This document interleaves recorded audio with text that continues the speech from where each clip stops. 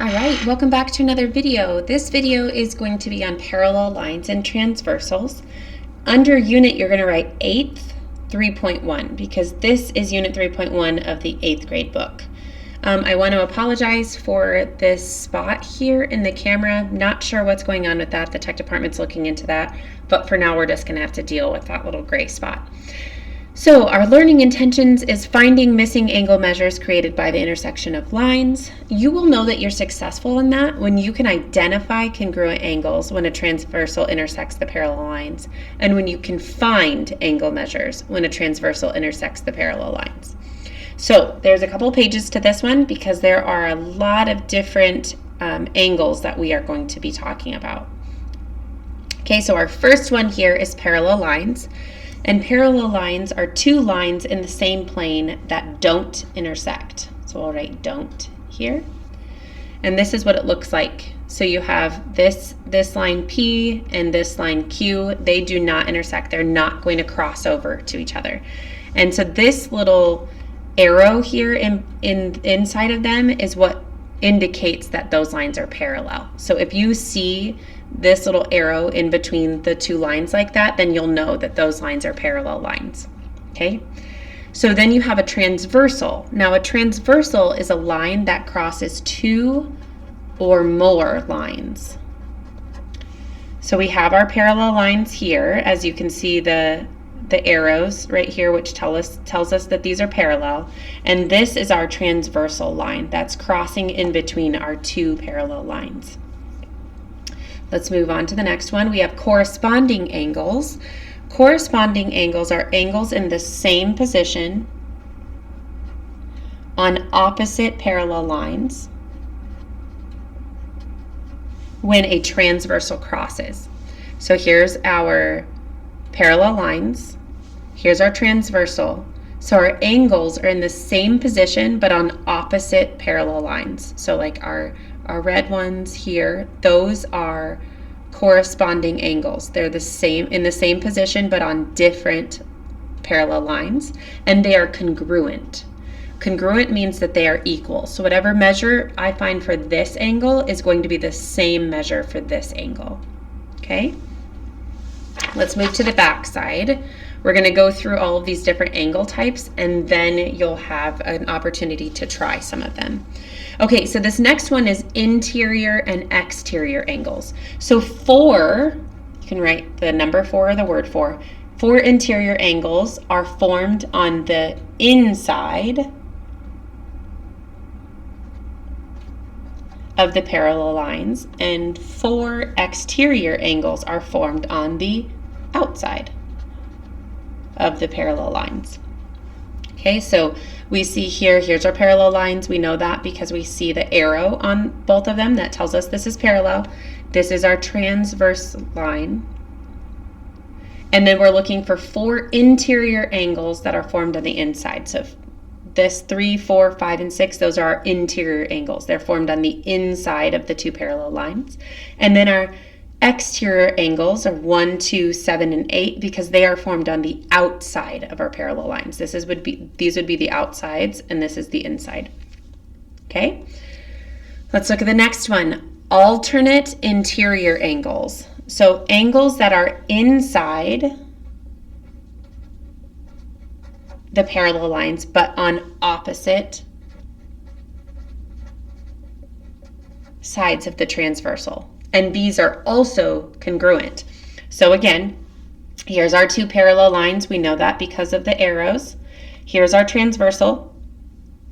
And we're looking for angles that are on the inside, but they're opposite. So this red one and this red one, the two blue lines and 2 blue lines, these are alternate interior angles because they're on the inside, but they alternate. They're on opposite sides of each other. Okay, this one, red, red, blue, blue. Those are alternate interior angles. And whatever measure I get for this one is going to be the same measure here. Same here. Whatever measure I get here is going to be the same for this one. Okay, so then we have alternate exterior angles. And as you probably guessed, they're angles that are outside the parallel lines, but on opposite sides of the transversal. And these are also congruent. And remember, congruent means equal. So they're going to be on the outside of our parallel lines. So they're here, and they're on opposite sides of the transversal. So remember, here's our parallel lines. We know that because of the two arrows. Here's our transversal. It's that line that goes through two or more lines. And so we are looking for angles that are on the outsides of the parallel lines, and they're on opposite sides of our transversal. So my red here, my red angle here, and this red angle are alternate exterior angles. I know when I figure out what this angle measure is, it's going to tell me what this angle measure is because they are congruent, which again means equal. And then I know whenever I find out what this angle measure is, it's going to tell me what the size of this angle measure is because they're congruent. And they're both alternate exterior angles. All right, so let's move on to your next page. And we're going to see if you can find some of these angle measures. So the first one, we're just going to walk through this together. So it says use the figure to find the measures of L1, I say L1, but it's angle 1 and angle 2. So the first one says angle 1, which is right here, and the 110 degree angle are corresponding angles formed by a transversal intersecting the parallel lines. Okay. So here's our parallel lines, A and B. We know that because we have the two arrows. And then here's our transversal. Okay, so it's telling us that the 110 degree angle and angle 1 are corresponding angles. And if you remember, corresponding angles are angles in the same position. It's angles in the same position on opposite parallel lines. Okay, so they're in the same spot, they're just in different lines.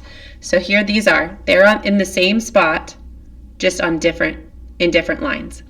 So they are congruent. Congruent means that they are equal. So if 110 degrees, a 110 degree angle is equal to angle 1, that tells me that the measure of angle 1 is going to be 110 degrees. Okay, so then the next section says angle 1 and angle 2 are supplementary. So angle 1, angle 2 are supplementary. If you remember back when we did angles in Unit 9 of the 7th grade book, we learned that supplementary means that the angles together equal 180 degrees. So if I know that angle 1 is going to be 110 degrees, then I'm going to add the measure of angle 2, and I know it's going to equal 180 degrees.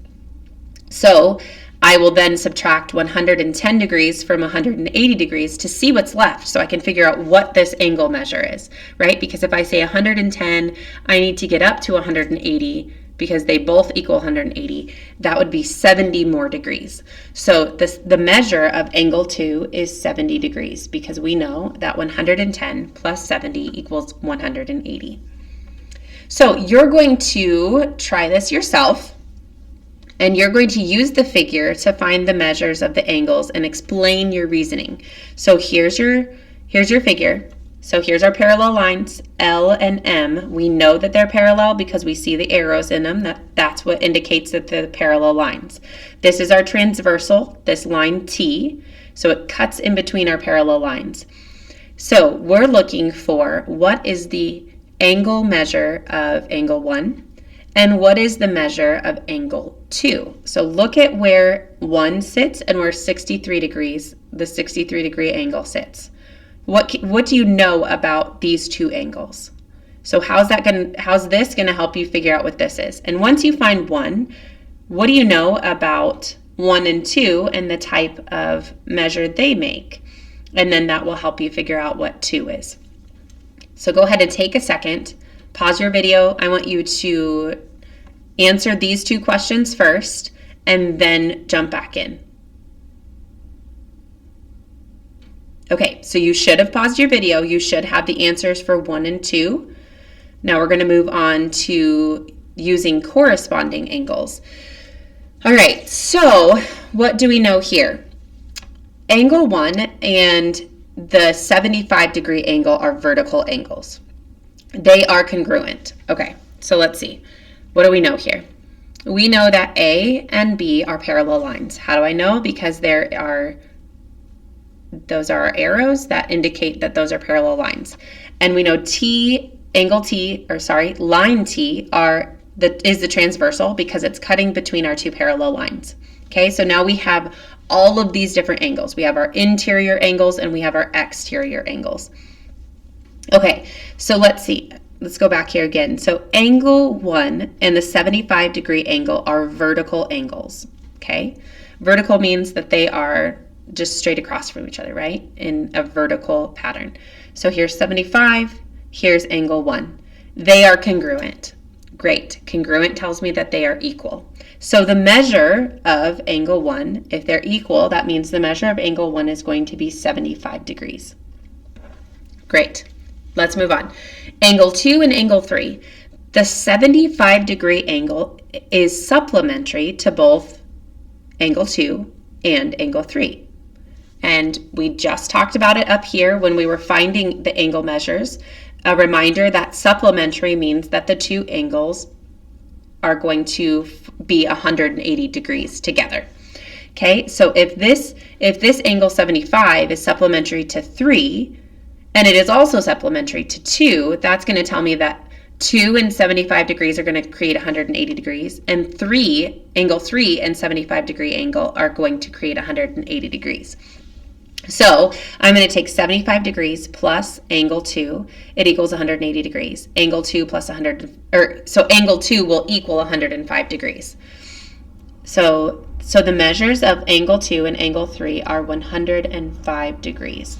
Because I know if I add 105 degrees to 75, I get 180. Or if I took 180 and subtracted 75, I would get 105. Let's see what we know about our other angles. Angle 4, angle 5, angle 6, and angle 7. So they're corresponding angles and are congruent because they are formed by a transversal intersecting the parallel lines. So the measures of angle 4 and angle 6 are, let's see. So they're corresponding angles, 4 and 6.